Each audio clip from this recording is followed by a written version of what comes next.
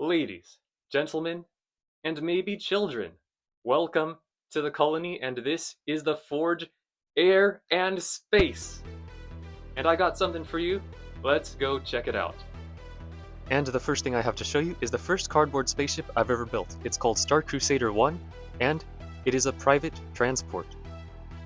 It comes with point defenses. It has a nose cannon and 2 top cannons. It's for the couple and family of up to 4. And it became the first cardboard starship to ever land on my cardboard scrap pile. And might I say, it was pretty ballsy of the owners of this ship to pull off a stunt like that. Wow, that's rad! A first cardboard spaceship was important for me, and now I'm here in front of my second cardboard ship.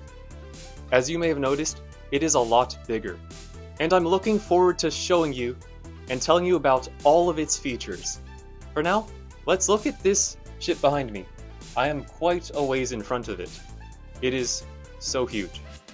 But it's not the biggest I'll ever build, and well, in coming weeks and months, I'm probably going to get to that.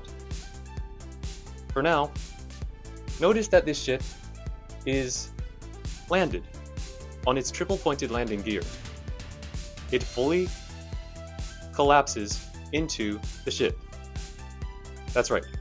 This is a combat frigate, and its triple-pointed landing gear can collapse completely inside of it, meaning you'll hardly see anything coming out when the landing gear goes inside and the ship flies. It won't be flying for this video, but I'm working on it.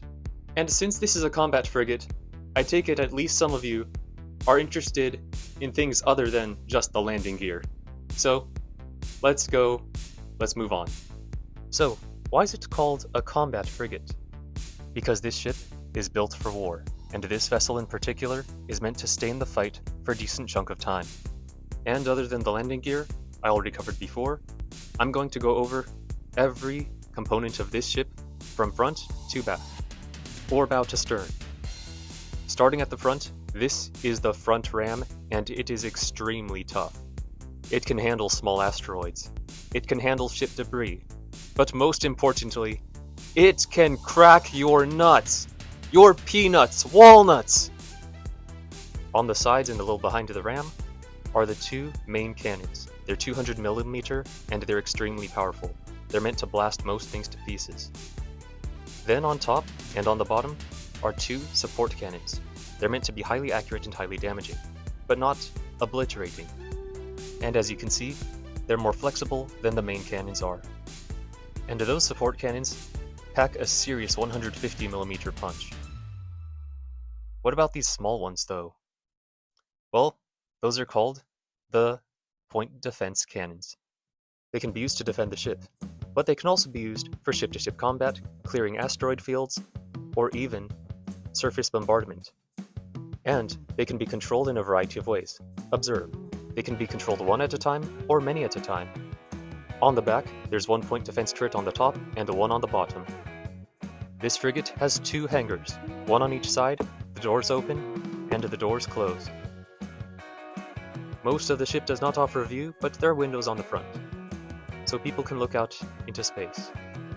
And this is the control bridge. The glass has a 360-degree view, so the captain can see everything in a circle. There's an antenna on top for communications and sensors. It's actually very similar to the antenna on Star Crusader 1. And it doesn't just control weapons and navigation, it also acts as an air traffic control tower for the hangars. And the last are the 8 engines. There are 6 on the back that provide the main thrust, and extra thrust can be added using the left and right super engines. They can help the ship go extremely fast. And there's redundancy in the back 6 engines. If any 2 go out, the ship can still operate.